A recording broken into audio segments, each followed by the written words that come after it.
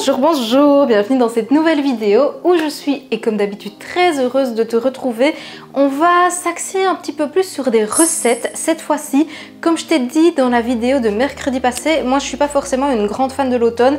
La pluie, le vent, le manque de lumière, de moins en moins d'activités à faire, on perd nos cheveux, enfin bref, pour moi c'est pas forcément la meilleure saison de l'année, même si je sais qu'il y en a qui adorent. Et d'ailleurs c'est pour ça que j'ai fait la vidéo de la semaine passée où je me plongeais dans la vie de quelqu'un qui adore l'automne en faisant tous les trucs clichés, et je dois te dire que ça m'a un petit peu réconciliée quand même avec la saison. Mais il y a un point qu'on a un petit peu effleuré et pourtant pour moi c'est l'un des primordiaux, c'est l'alimentation qu'il peut y avoir en cette période, parce que moi j'adore manger. Donc forcément s'il y a bien un truc qui peut me faire apprécier l'automne, c'est de faire de bons plats gourmands cocooning, mais qui restent quand même équilibrés, et c'est exactement ce qu'on va faire tout au long de la semaine. Donc je vais t'embarquer avec moi. À chaque fois que je fais un plat un petit peu typique, je vais te montrer. Ce sera comme d'habitude des choses très faciles, très réalistes, des choses qu'on a facilement dans ces placards, surtout que là la date de mon déménagement approche à grands pas, donc j'essaye de faire un minimum de courses, de vider un petit peu tout ce que j'ai. Donc ce sera des plats vraiment qui sont adaptés à une vraie vie. Là je te propose qu'on attaque directement avec le repas du soir que je fais en avant, parce que pour tout te dire, là je me rends compte qu'en ce moment je préfère aller au sport plutôt fin de journée. Je sais pas, en ce moment j'ai plus d'énergie fin de journée pour ça,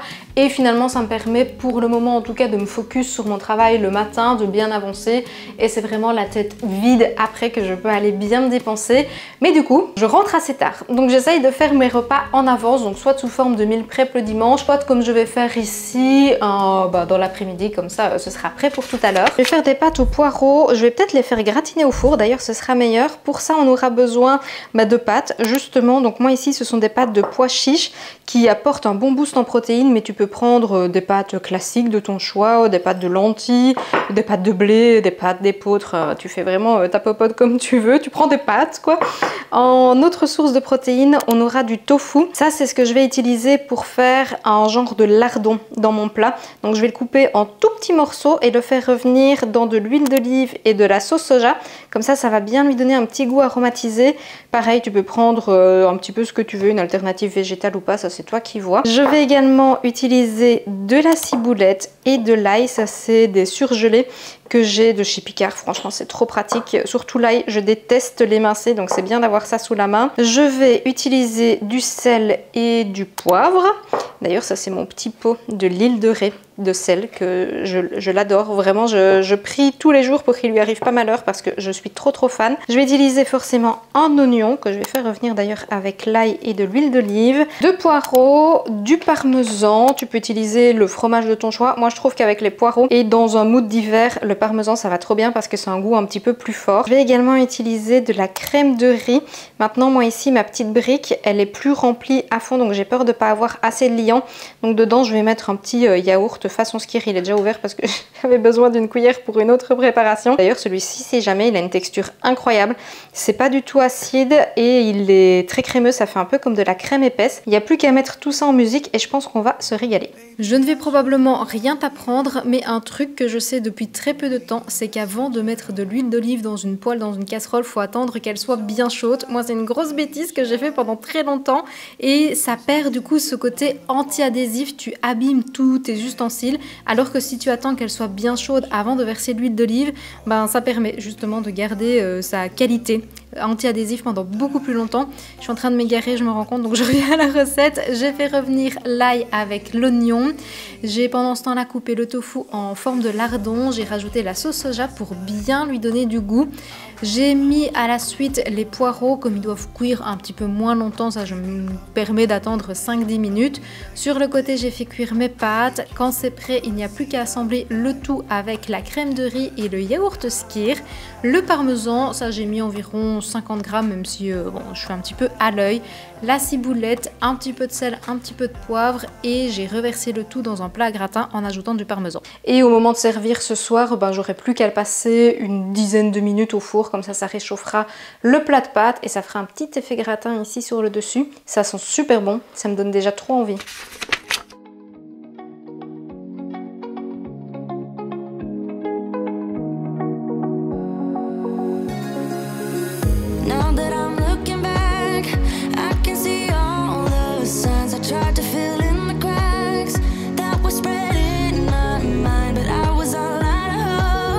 Lost in an endless Je viens de rentrer et comme après toute bonne séance de sport, je crève la dalle, donc je suis très contente. J'ai plus qu'à remettre ça au four pour le réchauffer et faire gratiner. La séance, pour être honnête, c'est moyennement bien passé. C'est pas forcément l'horaire, là c'est plutôt la prof que j'ai pas l'habitude d'avoir et qui donne le cours d'une manière totalement différente de ce que j'ai l'habitude. Donc là c'était Move Plus. Tu sais, à ma salle de sport, ils font un peu des remixes comme ça, on sait pas trop pourquoi, mais là c'est un mélange de Abs and Booty et de Pilates avec mes repères du matin, avec la prof que je connais. D'habitude ça se passe super bien. Et là j'ai moins kiffé le type de mouvement qu'on a fait, j'ai moins kiffé la vibe, je sais pas, c'est pas du tout l'horaire, c'est vraiment le fait que j'accrochais moins avec la prof. Et ça c'est juste un petit rappel pour vous dire que si un jour vous testez un cours que vous n'aimez absolument pas, ne pas hésiter à le retester à une autre plage horaire avec un autre coach parce que l'expérience peut être totalement différente. Moi j'ai déjà eu le cas pour d'autres types de sports. Alors il y a des fois où de toute façon t'aimes pas du tout et ça sert à rien non plus de persévérer 5-6 séances, mais tu peux avoir aussi une bonne surprise. Un cours que tu n'appréciais pas forcément, que tu vas refaire avec un autre prof, peut être vraiment beaucoup plus agréable en fonction de la vibe que tu vas avoir avec la personne, en fonction de la manière dont elle donne son cours, en fonction des musiques qu'elle choisit. Franchement c'est une toute autre expérience.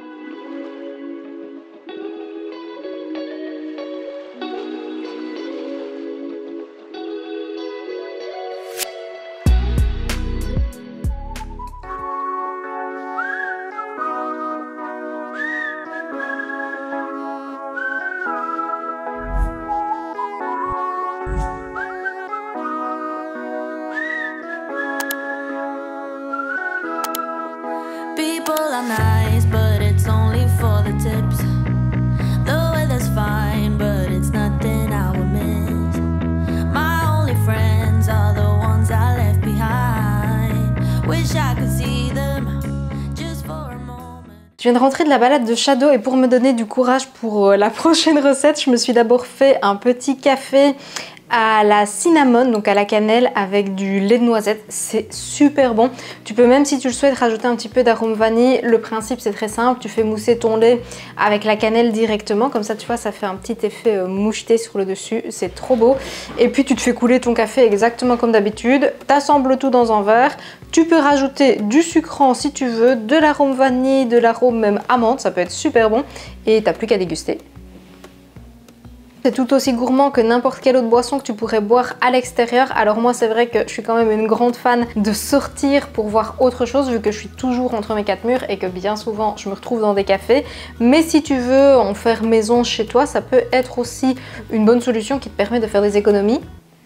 On va s'attaquer à un petit meal prep de collation parce que j'ai plus grand chose à grignoter pour les 4 heures et tout ça pour quand j'ai faim. Et en plus, j'ai des poires qui commencent à être un petit peu en mourance. Alors ça va, elles sont encore correctes, mais elles sont mûres. Il est temps de les manger. Je vais les revisiter en gâteau muffin. En fait, c'est une recette que tu peux totalement faire soit en gros volume, donc dans un cake, dans un gâteau, ou en petites portions, genre des muffins. Moi, j'ai envie que ça cuise plus vite, donc je vais plutôt le diviser en mini portions. Et je vais faire avec de l'amande et du chocolat pour avoir vraiment cette gourmandise avec la poire. Je trouve que ça se marie super bien. On va avoir besoin de fromage blanc ou de yaourt façon Skyr, 250 grammes. Qui va compter, c'est surtout d'avoir un yaourt épais. Tu en as aussi en version soja. Je pense que la marque Sojat fait ça. Alpro fait ça. C'est les yaourts un peu façon grecque. Il faut une texture plus épaisse que du yaourt classique. On va le mélanger avec 3 œufs et on va rajouter un petit peu d'arôme. Donc moi je vais utiliser de l'arôme amande qui contiennent un édulcorant, mais si toi tu as de l'arôme amande classique comme on trouve au rayon pâtisserie dans les grandes surfaces, n'hésite pas à rajouter un petit sucrant en plus. Je vais mettre de la farine d'amande, ça va être très riche en protéines et ça va apporter un bon petit goût frangipane en plus. Si tu n'en as pas, tu peux remplacer par de la farine classique. Pense juste bien à mettre de l'arôme amande. Et pour rappel, la farine d'amande, bon, ici on voit plus rien, mais c'est pas du tout la même chose que de la poudre d'amande. La farine est beaucoup plus riche en protéines et beaucoup moins riche en lipides, alors que la poudre d'amande, ben, comme tu l'as compris, c'est juste des amandes en fait qui sont broyées. Donc ça fait quand même un apport énergétique très important et un apport en lipides aussi très important. Ce type de produit, je trouve que c'est pépite. Je vais utiliser de la poudre à lever, 2 poires, donc comme je te l'ai dit, les 2 poires qui commencent à être un peu en mourance, du chocolat noir que je vais concasser en pépites. Ça c'est une petite astuce d'ailleurs si tu veux faire des économies, c'est de prendre directement du chocolat comme ça et de le casser toi-même. Les pépites de chocolat, moi j'avoue j'en achète parce que c'est bien pratique, mais ça coûte beaucoup plus cher. Une petite astuce pour pas avoir de grumeaux dans tes préparations, c'est de d'abord mélanger les ingrédients humides, liquides, comme ici c'était les œufs et le fromage blanc. J'en ai profité pour mettre les petites gouttes d'arôme et la poudre à lever, ça permet de bien la répartir uniformément. Et seulement ensuite, je rajoute les ingrédients solides, la farine, les fruits comme ici la poire que j'ai coupée en tout petits morceaux. Je préfère d'ailleurs quand elle est bien émincée, comme ça permet de venir aromatiser délicatement sans avoir encore de gros morceaux pas suffisamment cuits qui croquent sous la dent. Je préfère voilà, quand c'est bien fondant. Je mélange et je place dans des moules en silicone pour démouler par la suite, ce sera beaucoup plus facile. Et le fait de choisir des petits formats, ça permet de les cuire beaucoup plus vite. Pour le chocolat, je concasse grossièrement. Ce que j'adore avec cette technique, c'est que du coup, tu as des gros morceaux, des plus petits. Et comme j'avais un petit peu trop de pâte, j'en ai profité pour tester des petits moules en papier que j'ai achetés sur internet, qui sont très beaux d'ailleurs, mais je sais pas du tout comment ça va donner au démoulage. J'ai enfourné pendant 30 minutes à 180 degrés et avant de déguster, j'ai bien laissé refroidir. J'en ai profité pour aller faire un petit run.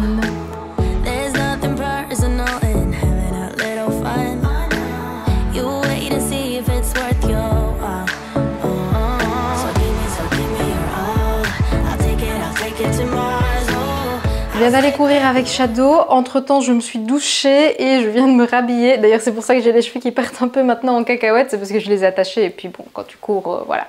C'est pas forcément le plus pratique pour le brushing, ça tombe bien parce que c'était juste le temps de bien laisser figer au frigo la préparation.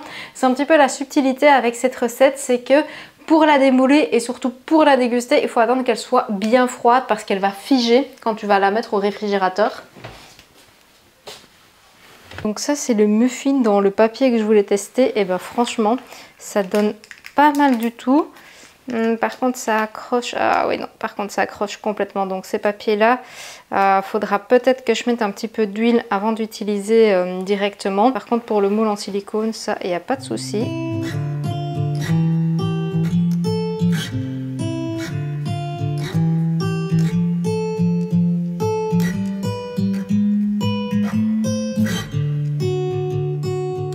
La texture elle est incroyable.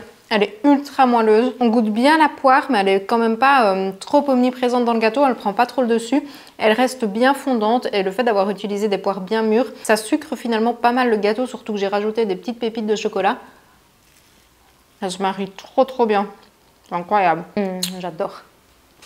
Ce matin c'est un petit peu compliqué parce que moi j'ai fait une grosse insomnie, j'avais plein d'idées qui me tournaient dans la tête, j'ai eu beaucoup de mal à m'endormir. Du coup quand c'est comme ça moi je me relève et je note tout dans un cahier pour me vider la tête parce que c'est juste des tâches de to-do list la plupart du temps qui sont très faciles à faire mais qui me semblent énorme et très stressante et très compliquée quand je suis comme ça la veille, je sais pas du tout pourquoi. Le fait d'écrire un petit peu dans un agenda ou quoi, de relativiser un petit peu sur le temps que te prendraient réellement ces tâches, ça fait beaucoup de bien. Mais dans tout ça, avec Gilles on a eu une panne d'oreiller ce matin. Ce n'est pas forcément lié à mon insomnie mais voilà, au moins ça m'a permis de dormir un petit peu plus. Heureusement lui il est en télétravail donc il a pu enchaîner direct et moi là j'ai eu du mal à me mettre en route. J'ai d'abord fait la balade de Shadow et je vais prendre mon petit déj maintenant qui, heureusement parce que j'ai un petit peu la flemme, a été fait la veille en meal prep. C'est de la purée de courge, ça c'est un truc typique américain-Canada qu'on a très difficile de trouver ici en Europe mais pourtant c'est génial parce que ça permet de manger plus de légumes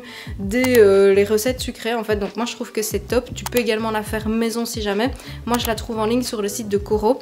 J'ai mélangé ça avec des œufs, des flocons d'avoine, de la poudre de protéines, j'ai rajouté des raisins secs parce que comme ça permet de sucrer naturellement le tout, même si la courge a déjà un petit goût sucré, c'est mieux d'en mettre un petit peu plus. J'ai enfourné ça pendant 30 minutes et ça me fait soit quelque chose que je peux couper en petites barres pour des collations, soit en plus grosses portions pour des petits déjeuners. La purée de courge, quel goût ça a? En fait c'est très neutre, petit goût sucré et quand tu cherches à manger plus équilibré, à inclure plus de fruits, plus de légumes dans ton alimentation, ça peut être super astuce. C'est pas du tout bizarre, d'ailleurs je te laisse la réaction de Gilles hier qui ne savait pas du tout ce qu'il y avait dedans. C'est bon ou c'est pas bon? C'est très bon, mais je ne suis pas trop... Je suis pas là ce qu'il y a dedans par contre. Non? À ton avis? Pourquoi c'est orange? Parce qu'il y a de la carotte.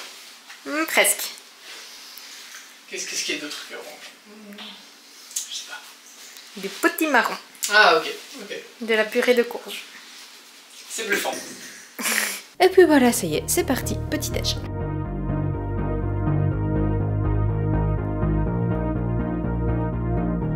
I thought it would kill me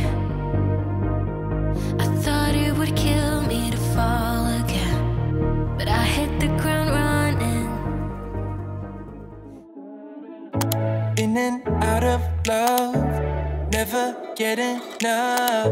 We never seem to get older. When things are going right, you seem to have the time. But when it's hard, you just grow cold up. We should be good, but we keep lighting fires. The words repeat, cause we're scared of the silence. We should be good, but we keep lighting fires, fires around ourselves. We should be good. T'en ai beaucoup parlé sur Instagram, mais j'avoue pas spécialement par ici. J'ai une obsession pour les bagels depuis que je suis allée à Paris. Je l'avais pas montré en vidéo je pense, mais j'ai testé l'enseigne Bagelstein et ça m'a rendu complètement accro à ce type de pain. Ici, vu qu'il me restait de la purée de courge, je me suis dit que ce serait sympa de faire un en mood un petit peu automnal, donc je l'ai simplement réchauffé dans une poêle en ajoutant des œufs. J'ai mis du sel et je les ai fait un petit peu brouiller. Mon pain bagel, c'est un de chez Picard, comme ça j'en ai toujours sous la main. C'est hyper pratique, je les ai simplement décongelé au micro-ondes, en 1 minute 30 c'était fait, et puis je l'ai passé au grille-pain parce que j'aime quand même bien cet effet toasté. Pour les légumes, je me suis dit qu'on allait rester dans le mood un peu automnal, même s'il y a déjà la purée de courge. J'ai voulu remettre du chou kale, donc ça c'est un chou que je trouve très savoureux, qui change un petit peu. Tu peux le manger cru en salade ou tu peux le manger cuit. On fera d'ailleurs probablement une autre recette dans cette vidéo de salade. Et pour apporter un petit peu de peps, j'ai tartiné une face de mon bagel de fromage, comment c'est, le Société léger. Je l'aime beaucoup. Maintenant il n'y en a pas en Belgique, je l'achète uniquement quand je vais en France. L'autre face, j'ai mis du confit d'oignon.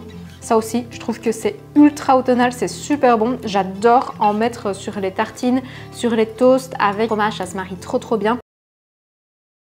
Et alors le fromage Société, tu vas peut-être me dire que je suis à côté de la plaque, mais moi je trouve que c'est un petit goût de fromage bleu et ça se marie trop bien justement avec toutes ces saveurs automnales là.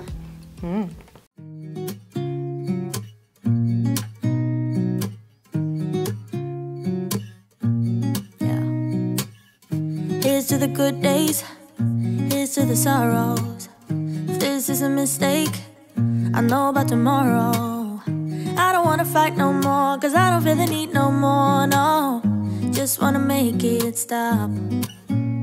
Je suis à l'espace de coworking pour aujourd'hui parce que je voulais absolument avancer sur pas mal de petites tâches admin. J'arrive à beaucoup mieux me concentrer, à être beaucoup plus focus quand je viens ici. Ça me sort de chez moi et vu que je l'ai vraiment instauré comme étant un cadre de travail, je pense que l'habitude fait que quand je viens, je sais que je dois bosser. Je dois bosser. Le problème quand je reste trop longtemps à la maison, c'est que j'ai toujours bien un truc à faire, genre lancer une machine, ranger la vaisselle, aspirer, alors que en sortant de chez moi, franchement, c'est beaucoup plus pratique. Ça va être très facile pour ce midi parce que j'ai emmené ma petite lunchbox. C'est du chou kale, des carottes, des lardons veggie, du quinoa qui est mélangé avec du riz. D'ailleurs, ça c'est top parce que ça apporte un petit peu de protéines en plus finalement, de faire le petit switch avec du quinoa et ça permet d'avoir un profil d'acide aminé plutôt complet. Qu'est-ce que j'ai mis d'autre? J'ai mis des cranberries, des oignons que j'ai fait rissoler en même temps que les petits bacon veggie. Et pour la sauce, j'ai tout simplement mélangé du houmous avec un petit peu de moutarde, de l'eau et du vinaigre balsamique. Et franchement, ça me donne grave envie. Le chou kale, vraiment, j'adore ça. Je trouve que ça a énormément de saveur, plus que la salade classique et ça apporte justement cette petite touche automnale. J'aurais pu ajouter de la feta émiettée. Je t'avoue que j'en avais pas dans mon frigo, mais ça aurait pu être très sympa aussi. Or maybe we just hit the end of the road. Right now it doesn't even matter. It's too late not to let it go. And that's why I wish you the best and say goodbye. Bon, en vrai, je pense que je vais clôturer la vidéo ici. J'espère sincèrement qu'elle t'a plu, qu'elle t'a permis de faire le plein d'inspiration. Là, je suis toute seule à l'espace de coworking, à l'étage en tout cas que j'ai choisi. C'est trop bien. De temps en temps, il y a quelqu'un qui passe, donc c'est un peu bizarre de parler à la caméra. Mais globalement, voilà. De toute façon, cet après-midi, ça va être montage de cette même vidéo. N'hésite pas à me dire en commentaire laquelle des recettes tu as préférée. Moi, à la limite, je pense que c'est la dernière, la salade avec le chou kale et les petits lardons. J'aurais mis de la feta, la recette aurait été parfaite. Bon, bah là-dessus, je vais pas faire de blabla plus longtemps. Prends bien soin de toi et on se donne rendez-vous mercredi prochain dans une prochaine vidéo.